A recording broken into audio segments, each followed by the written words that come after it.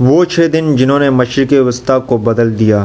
جون 1967 میں اسرائیل اور عرب ریاستوں میں لڑی گئی وہ 6 دنوں کی جنگ مختصر مگر خون ریز تھی۔ اس کا پہلا مرحلہ عرب اسرائیلی تنازع تھا۔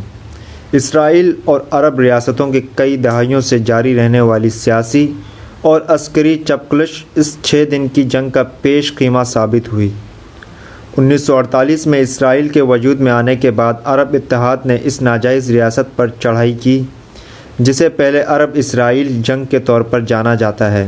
دوسرا بڑا تنازع جو کہ سوئز بحران کے نام سے مشہور ہے 1956 میں تب ابھرا جب مصر کے صدر جمال عبد الناصر کے سوئز کنال کو قومی تحویل میں لینے پر اسرائیل، برطانیہ اور فرانس نے مصر پر متنازع حملہ کیا۔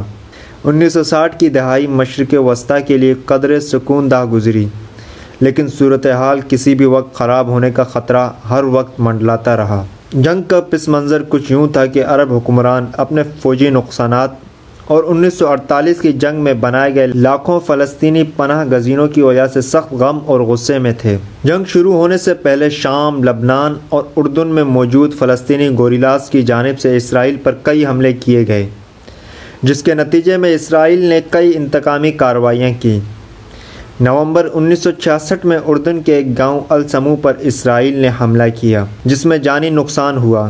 اسی دوران اسرائیل نے شام کے 6 لڑاکا طیارے بھی مار گرائے۔ مزید یہ کہ مئی میں سوویت یونین انٹیلیجنس رپورٹ میں نشاندہی کی گئی کہ اسرائیل شام کی طرف پیش قدمی کرنے والا ہے، جو کہ بعد میں غلط خبر ثابت ہوئی، لیکن اس خبر نے عرب اسرائیل تنازع کو مزید ہوا دی۔ مصر کے صدر شام اور اردن کی مدد نہ کرنے پر پہلے ہی سخت تنقید کی زد میں تھے، تاہم انہوں نے سینا کی طرف اپنی فوجیں روانہ کر دیں اور 18 مئی کو انہوں نے اقوام متحدہ کے ایمرجنسی فورس کے اسٹیشن کو وہاں سے ہٹنے کی درخواست کی۔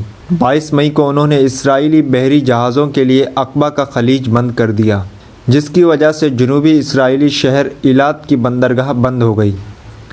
اس کے بعد 30 مئی کو اردن کے بادشاہ حسین قاہرہ آئے اور اپنی فوج کو مصر کی فوج کے تابع کرنے کے معاہدے پر دستخط کیے، جس میں بعد میں عراق بھی شامل ہو گیا۔ جنگ کے خاص واقعات کچھ اس طرح سے ہیں۔ ہمسایہ ممالک کی نقل و حرکت کو دیکھتے ہوئے اسرائیل نے 5 جون کو صبح مصر پر اچانک حملہ کر دیا اور مصر کی ایئر فورس کو 90% تباہ کر دیا۔ ایسا ہی ایک حملہ اسرائیل نے شام، اردن اور عراق پر کر کے اسے بھی مفلوج کر دیا۔ ایئر فورس کی مدد کے بغیر مصر کی بری فوج سخت مشکل میں آ گئی۔ 5 جون کے دن اختتام تک اسرائیلی پائلٹس نے مشرق وسطیٰ پر کافی حد تک قبضہ کر لیا تھا، لیکن جنگ کچھ اور دن جاری رہی۔ 5 جون کو ہی مصر سے زمینی جنگ شروع ہوئی۔ اسرائیلی ٹینکوں اور فوج نے جزیرہ نما سینا اور غزہ کی پٹی پر تابڑ توڑ حملے کیے۔ مصر کی فوج ڈٹی رہی، لیکن پھر فیلڈ مارشل عبد الحکیم کے حکم پر فوج پیچھے ہٹ گئی۔ ان 6 دنوں کی جنگ کا دوسرا محاذ 5 جون کو ہی اردن میں اس وقت کھلا جب اردن نے مصر کی جیت کی غلط خبر پر یروشلم میں اسرائیلی ٹھکانوں پر حملہ کر دیا۔ اسرائیل نے اس حملے کا بھرپور جواب دیا اور 7 جون کو اسرائیلی فوج نے یروشلم کے پرانے شہر پر قبضہ کر لیا اور مغربی دیوار کے ساتھ عبادت کر کے اپنی فتح کا جشن منایا۔ اس جنگ کے آخری مرحلے میں 9 جون کو اسرائیل نے اسرائیل اور شام کی سرحدوں پر بری اور ہوائی حملے کیے اور گولان کی پہاڑیوں پر قبضہ کر لیا۔ 10 جون 1967 کو اقوام متحدہ نے جنگ بندی کا اعلان کیا اور 6 دن کی یہ جنگ اختتام کو پہنچی۔ اس 132 گھنٹوں کی جنگ میں 20,000 مسلمان فوجی شہید ہوئے اور 800 اسرائیلی فوجی ہلاک ہوئے۔